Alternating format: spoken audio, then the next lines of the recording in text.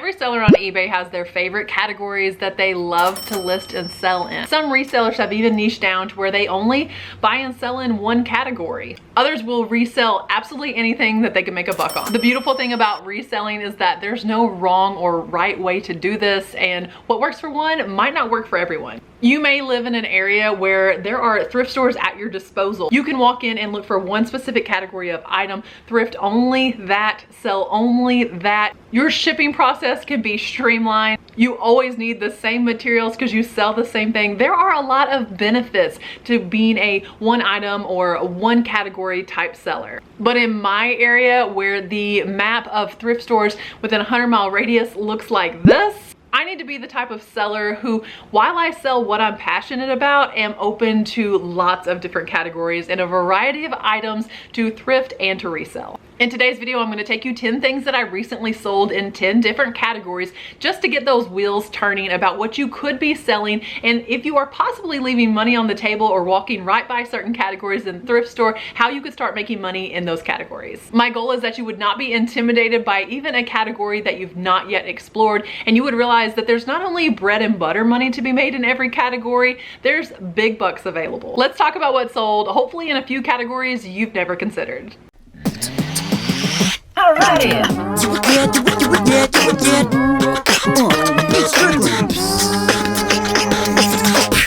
This first item, I feel like it covers lots of different categories. It's vintage, it is dishes, so we have home goods. It's also seasonal, and it's a breakable. And I feel like breakables in general is a category that some people are afraid to even attempt. I have so many shipping videos that will walk you through how to ship breakables. I once shipped over $600 of vintage dishes from Missouri out to California. Not a single one of them broke. I have some really good methods and policies on shipping breakables, including using mattress pad, which is a material that a lot of people look right past, but I'll link those videos down below in the description if you want to know more about shipping breakables after seeing a sold comp like this. I picked this platter up for just a couple bucks at my thrift store. This is vintage transferware. Here are a few more close-up pictures about what this turkey platter looked like. Now, we are not quite right on top of Thanksgiving yet, but fall does evoke these type of emotions for people. So this one just sold for $29, plus the buyer paid $18 in shipping, which covered the cost of the large box as well as the cost of the mattress pad that I used to ship this. It arrived safely. Do you sell in breakables? Do you sell in dishes? Is that something that you walk right by at the thrift store? There are so many different brands of dishes. You could become an expert and honestly niche down just into breakables and dishes and vintage dishware if you wanted to. But if you don't want to niche down into that, it should at least be a category that you're willing to explore. I'm not picking up every single plate that I walk by at the thrift store, and I've long since stopped picking up every cute mug that I pick up or everything that says Starbucks, because it is not worth that. You do want to ensure that the breakables and the dishes that you're picking up are worth the shipping the buyer must pay for them. For instance, you don't want to pick up a $7 or $9 value mug and then expect that your buyer is going to pay $10 in shipping, because that mug will be over a pound after you pack it well, and that could easily, to some territories, become $10 in shipping. Now, there are mugs and dishes that are worth that, and again, with my particular platter, the buyer paid $18 in shipping, so they were in this vintage platter for around $50. I will pick up something like that every time. This next item is really interesting because I'm still not exactly sure what it is. I found this at the Amazon bin store on Fill a Bag Day. Now, Fill a Bag Day means that every single thing that you fit into an IKEA bag only cost $10. I wasn't even sure exactly what this little electronic was. Wasn't sure when I picked it up, but I thought, well, everything else in this bag is already costing me $10, so anything I add to it is free. I've had good luck picking up random electronics on Fill a Bag Day at the bin store before, so I added this to my bag. I found these numbers on this little box and decided to enter those into the eBay search, and I found out that it's an LED lighting kit, I believe for a model. Which brings up the category of hobbies and enthusiasts and the great money that they're willing to spend on the necessary items for their hobbies. Yeah, this item that was practically free to me sold for $38 with free shipping. It weighed a couple ounces, so shipping was very small. Again, still not entirely sure what this is, but I'm fairly confident that it's an LED kit that you plug into like model cars or model, I don't know, vehicles of some sort. In the past, I sold some Type O railroad track, which again, to hobbyists, to enthusiasts, railroad model collectors, and those things sold for so much. I sold some old vintage staples once to railroad model collectors. They were just old staples in a box, and the guy told me they don't make these anymore. I can't believe you have these. And he bought every box I had in the store. Probably sold that guy over $100 worth of old vintage staples. Are you walking by items that you don't understand what they are? Are you walking by items that they're not making anymore that could be tied to a hobbyist or an enthusiast, something that someone has no choice but to look on eBay for? There is that thing in your life that you know, hey, if I ever run out of this fragrance, if I ever run out of this body wash, if I ever break XYZ, the teddy bear that I had in my childhood, whatever it is, you know they're not making it anymore and you have to go to eBay. If you would go to eBay for it, someone else would also. Perhaps this could spark you to look around your own home and think, if I had to replace it, what of the items in this room would I have to go to eBay for? So we're truly talking about two different categories here, the hobbyist and enthusiast. But if that hobby is an old school hobby, it may be that it's something you can only get on eBay. Start sourcing items like that. Source the items that hobbyists need to complete their hobby, because on average, Americans spend $250 a year, and I feel like that's on the low end on their hobbies. How can you get a part of that $250? And then also, what items are irreplaceable if you don't look to eBay? When you're listing in new categories, the thing that can sometimes be the most intimidating is pricing. You're already unfamiliar with the category. Certainly you can't possibly be familiar with all of the pricing across all categories on eBay, and we don't expect you to, but there is help and there is hope for pricing and being able to pull those comps. And my friends over at Vendoo have just brought pricing strategies on eBay directly to their platform. It's saving me time, it's saving me money, because when I'm building my listing in Vendoo, I don't have to close anything down and go to eBay to research the price. It's now built right in. Let me show you how. Let's pull up my Vendoo inventory here, and I'm gonna scroll down. I wanna show you guys something important about this new price checker tool. So let's start out with an item like this Honeywell control card. If I click on this and I'm inside of my Vendoo listing, I scroll all the way down to price, and I have this currently listed at $99. Here is the new eBay price checker that Vendoo is offering, and it researches the average listed price, which is $108.55. I can see that I am lower than the average listed price, but the average sold price is only $49.99. So I can see that I'm higher than what people are spending on this. So right inside of Vendoo, I can adjust this price. I'm still higher, but I am definitely doing a drop in price here. I'm going to go ahead and save this, and then that will cross list all of those changes to my other marketplaces. But more importantly than that, I want to show you guys something that is important about Vendoo's new price checker tool. So let's go up to, for instance, this camera.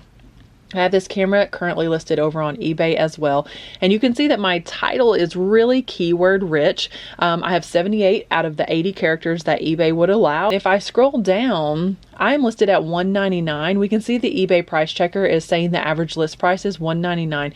The average sold price is not available, not applicable. That is because Vendoo is going to search every single word in this title. So what I really want is the comps on just this. So I'm going to go ahead and copy my keywords here because I don't want to lose those, but I'm also going to take them off. And knowing that Vendoo is searching this title for their price comparison on eBay, when I scroll back down, I didn't have to refresh anything. I scroll back down and looky there. We have the average listed price at $140.35, the average sales price at $56.42. What happens when I click open? We are actually going to open up here Terapeak inside of eBay. My camera did not come with the case, so there's mine.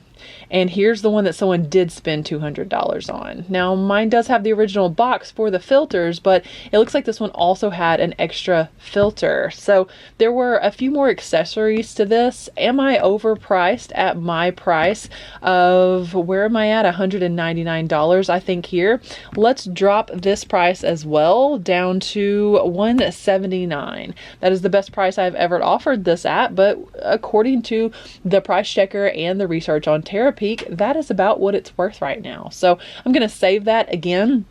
But let's change something. I forgot to add those keywords back in, but because I copied, I can just click paste, add my keywords back in here. We're going to resave that with the keywords. I want to ensure that I'm as searchable as possible. My best advice would be to use Vendoo's price checker tool as you're creating your listing on Vendoo. Use it with as basic of a title as possible, because the more keywords that you have in here, the more you are eliminating in your Terapeak, your Vendoo price checker search results.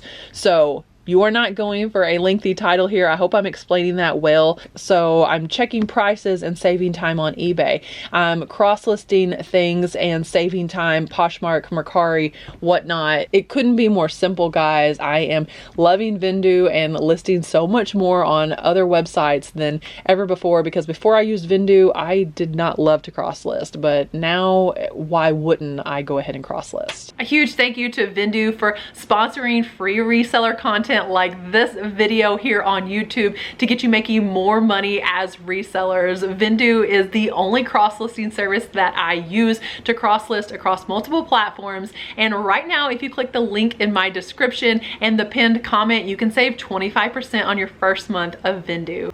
Now is the perfect time of year to start talking about Halloween costumes. And of course, there's something special about this Halloween costume. I got it at an estate sale. It was a live auction estate sale. I paid $5 for this. I just knew that this old Spooktown Ben Cooper style Halloween costume was going to be worth something. If you don't know Ben Cooper in the way of vintage Halloween costumes, you absolutely should. Commit that name to memory. Ben Cooper, Ben Cooper, Ben Cooper. They're those old plastic masks with the elastic strings and often plastic costumes that just kind of wrapped or tied around the child. This one is Jekyll of Heckle and Jekyll. The box was damaged, the mask was severely damaged, and it still sold for $50 plus $9 shipping, and that was after negotiating that offer with the buyer. There are several different reasons why I picked this particular Halloween costume up. So it is seasonal. Halloween collectors collect all year long, and they are major spenders when it comes to eBay or any other marketplace. This costume is nostalgic. So when we can meet collectors who are coming into their adult money as resellers, we can turn a profit. If you found the Halloween costume that you had as a 6-year-old, how nostalgic would that feel for you? You ever see a lunchbox or a backpack or something from your childhood that just takes you back, makes you feel warm and fuzzy all over? That's exactly what I was hoping would happen when I picked up this Halloween costume, that someone would say, oh my gosh, I thought I'd never see that again. I definitely had that as a child. As a reseller, I have sold many items, especially toys or plush or bed sheets, to people who had those items as a child and just want that nostalgia of owning it again. As a collector, I feel that way when I'm thrifting and I find something that I had as a child. So think about that nostalgia category. What could you be sourcing that would really evoke those type of emotions in a buyer? Because the emotional purchase is a purchase, and it's one that you could capitalize on as a reseller. Raise your hand in the comments and say it's me if you have ever sold vintage lingerie or nightwear over on eBay. Another somewhat restricted category, you are not allowed to sell used lingerie on eBay, but you can sell vintage lingerie on eBay. Do you understand? When sourcing vintage lingerie or sleepwear, definitely check out nylon, check out silk, any type of satin materials. Lace is obviously very popular, but that Victoria's Secret gold label that looks like this helped me sell the nightgown that I got for 50 cents for $17 plus $7.50 shipping.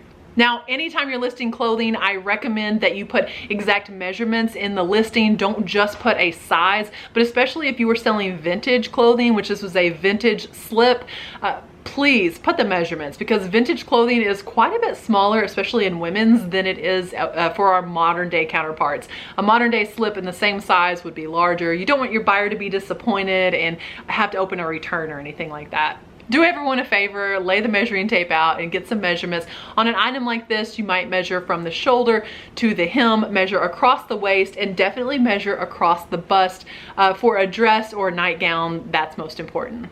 I have made good money also on vintage bras, especially bullet bras, and vintage panties, believe it or not. So those granny panties that you pass in the thrift store could be really good money. Some terms, some keywords to use and things to look for when sourcing those. Obviously, nylon and silk with vintage panties and a mushroom gusset. I could do an entire video about vintage lingerie, but look up some of those keywords and become familiar with them if this is a category that you'd like to start selling in. And I suggest that you do, because there's good money there. Let's take a look at limited edition ceramic figurine collectibles. This again is something that a lot of us walk right by. Think about precious moments, for instance. When is the last time you walked into a thrift store searching for precious moments? But did you know some of them honestly are worth hundreds of dollars? I had a precious moments haul recently. I guess it was within the last year. Many of you guys even said, why did you pick this stuff up? It was next to free, and I sold nearly every single item. I have 2 things left from that entire haul of precious moments. It does sell. Now, most of those items are not worth a ton of money, but some are.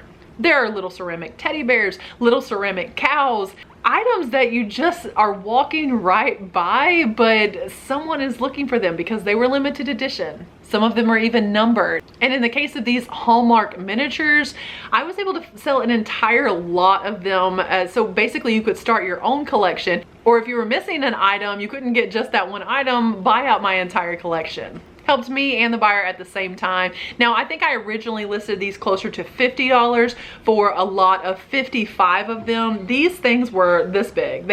The tallest one was maybe an inch tall, and I secured a sale of $30 plus $8.50 shipping for these. Some of those little collectible ceramics are worth absolutely nothing, but it takes very little time, and it's part of your job as a reseller to stop and, as Christopher would say, look everything up. Toys is not a category that I sell a ton in, but when I do sell toys, they are usually vintage toys. Toys is absolutely a category you should at the very least be considering. Barbie, you should be considering American Girl dolls. And in the case of this one, I actually found this in a box I bought again from an Alive estate sale. I do a lot of sourcing at estate sales, which I feel like I need to go to another one sometime soon. If I remember correctly, that's where I got this little saddle. It was in a box that was under the table. I had to buy the entire box, but the whole box cost me maybe $4. I sold this vintage toy saddle for $30 plus $7.50 shipping.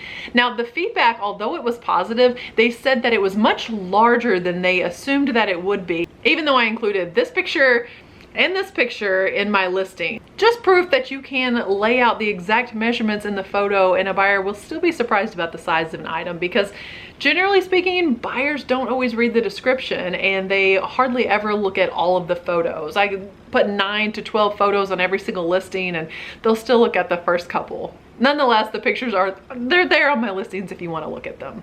But if you've never yet considered toys, consider toys. I know resellers that make their entire reselling income off of just selling stuffed animals, just selling plush. And selling plush over on Whatnot, a lot of sellers specifically sell plush. I love to sell Barbie items on Whatnot. My last video was about that. I enjoy selling vintage G.I. Joe when I can. I sold $1,300 worth of vintage Happy Meal toys over on Whatnot.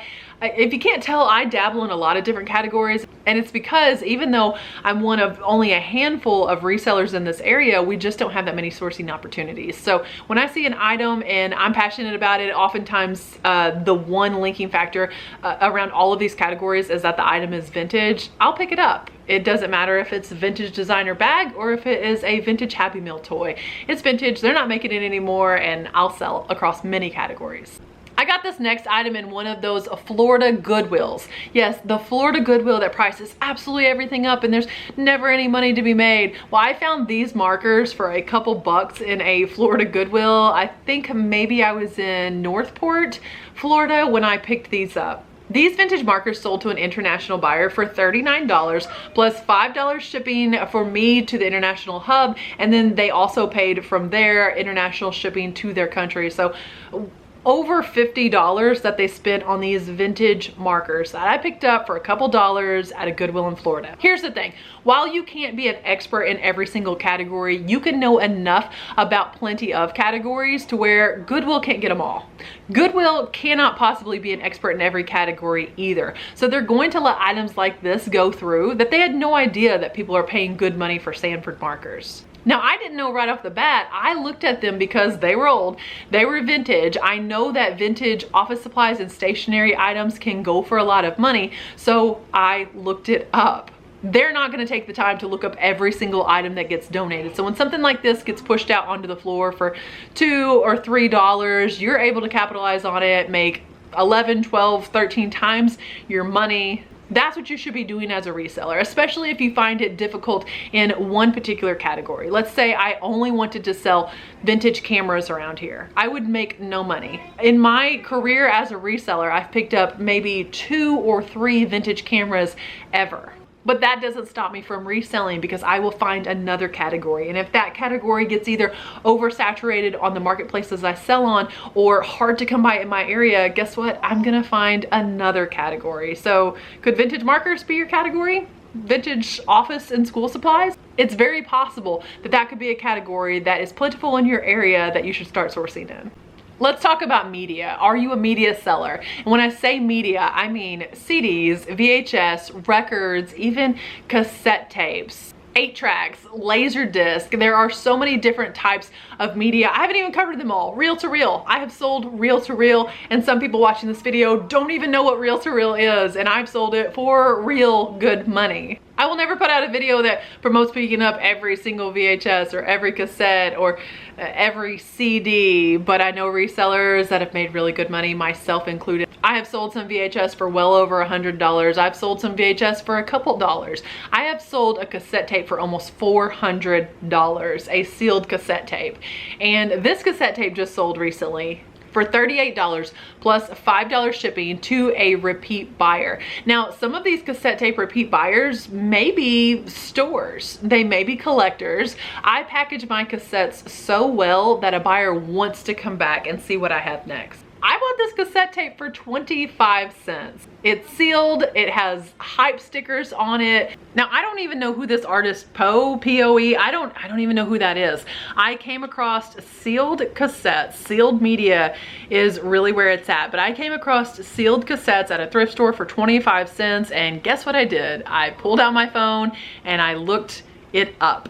The only way you're gonna become familiar enough with these categories to succeed in new categories is to look items up. Don't rely just off of the information you have on the items you sold last quarter, on the items you sold last year, on the items you sold when you started reselling 10 years ago. I would never pick up some of those brands today. Some of them because I've learned better, and some of them because they're oversaturated and they no longer sell. But if you are constantly researching, you watch what sold videos on YouTube. That's how I gained so much knowledge about the things that were selling when I first started reselling.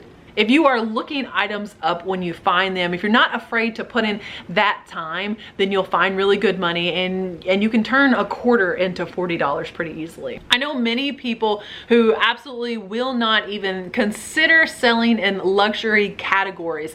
This next item is luxury clothing. This is from St. John Collection. Now, I didn't get anywhere near what I was hoping to get for this, but St. John is a luxury brand. Not to be confused with St. John's Bay. That's a JCPenney's brand and isn't worth much at all. So if you are going to dive into the luxury brands category, ensure that you know your brands, ensure that you know logos. I once picked up a Givenchy bracelet just because I recognized that Givenchy logo, and I sold that thing for close to $100. Picked it up at a local secondhand shop, not even a thrift shop, for $2 because I was familiar with the logo, with the brand, obviously more so than the person who was selling it.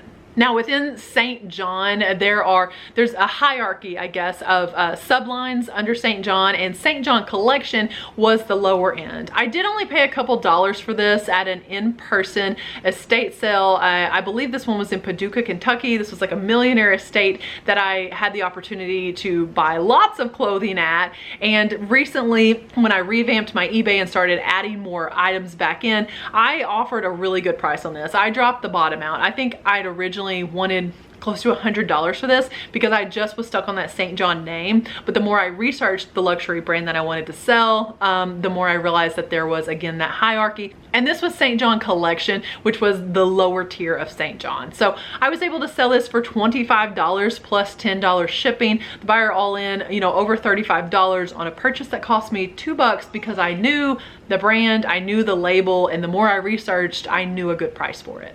Interrupting this video with some really big news. I don't know if you noticed, but down there, right next to my name, you see that? You see that 40K? We did that, you guys. We have grown this channel to be able to reach over 40,000 resellers and people around the globe now with free, valuable information about how to resell. It's how I started reselling. Teaching on YouTube, it's just so full circle for me. So I have to give you guys the biggest thank you. All the credit goes to you. If you've ever shared a video, if you've ever liked a video, if you are subscribed, the channel members, you guys are invaluable to me, and the channel would be nothing without you. To celebrate and to say thank you, I'm going to be hosting a live here on the channel, and honestly, I haven't went live since March. On Thursday, September 26th, that evening, I'm going to be going live right here on the channel, and I'm bringing giveaways. I'm bringing gifts, things to say thank you to all of you guys for putting up with me all of this time through 40,000 subscribers, and to celebrate with you. They are giveaways that you definitely don't want to miss. So mark your calendars for next Thursday night, September 26th. Time is to be determined, so ensure that the notifications are turned on. And a little advance notice, you're gonna need to be subscribed to the channel to enter those giveaways, so you may as well hit that subscribe button now. Thanks again for all that you guys have done to help me grow this channel. Let's get back to the video. This last category we're gonna talk about is a category I'm willing to bet 9 out of 10 of you have never sold in, and that is car parts. Car parts on eBay are exceptionally good money, especially on older models of cars. Now, when I say older models, I'm not meaning classic cars where I can only get the windshield wipers from a 66 Mustang on eBay. I don't mean things like that. I mean a 2010 Dodge Ram stereo. Now, my husband wanted a new stereo, and I got him one as a gift, but you better bet as soon as he pulled out the old one, I said, we have to sell that over on eBay. The keyword that you're looking for when you replace or upgrade an item in your car and you want to sell the original is OEM, that is original equipment manufacturer, and someone wanted that OEM radio. Every time I find a car stereo at the thrift store, I pick it up. Every single time. A lot of people have asked me, how do you test those items? And I'm completely honest with you guys, full transparency, I don't. An item like this that came out of my husband's truck, I knew that it worked, but in the over decade that I've been selling on eBay, and the number of car stereos that I've sold on eBay, never, not one time, praise God, have I had one returned because it did not work. Most often people are just replacing them to upgrade them. I honestly can't think of a single time in my life where someone took out their original factory stereo because it quit working. So the chances are pretty good. The odds are in your favor that this thing is going to work, but no, you're not gonna be able to hook it up and test it. I wouldn't spend the time to do that. But I will spend the time picking these things up and listing them. This one sold honestly on what I would consider the low end for a car stereo, $119. My son just did the exact same thing. He got a new stereo for Christmas for his '05 Mustang and immediately listed the factory one on eBay and got some of his money back. What's more, he was unhappy with his headlights, his original headlights, so he replaced them because they were like scratched and clouded, and guess what? He turned around and sold immediately on eBay his OEM headlights, and they were out the door so fast. Now he's talked about, and I feel like this would be kind of cool. I mean, I don't know, maybe he and I could go do a video about this sometime, but how cool would it be just to go through a junkyard and source in a junkyard for OEM car parts and then flip those over onto eBay? eBay. I guarantee you someone is making a full-time income doing just that. If you've never considered listing in car parts, you should consider listing in car parts. What categories did we cover today that you've already listed in? And what categories did I cover today that you've never listed in and never would have even considered, but now maybe those gears are turning? Share this with a seller that you feel like is stuck in certain categories and definitely leaving money on the table. It's invaluable to the channel when you guys click that share button, copy the link, and just send this video, text it out to a reseller that you know, share it on social media. It means so much to me. I thank you so much for watching today's video. If you liked the video, please like this video and consider subscribing. Turn on those notifications and you won't miss when I drop a new video. As always, God bless you, and remember, treat your business like your business.